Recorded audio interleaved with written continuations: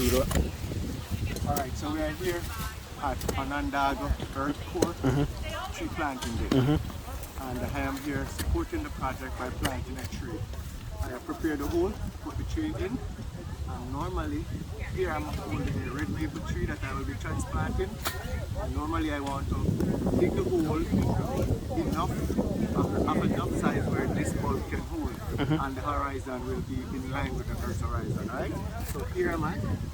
This one looks good. Yep. So what I'm going to do is just let's fill the hole. So let's fill it.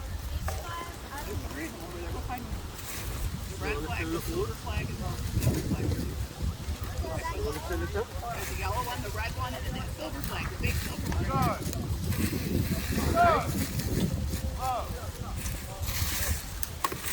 And then make sure that the root color is showing. Then we can form something like a donut around it. Thank you! And here we are. The red one? For tree. Good job.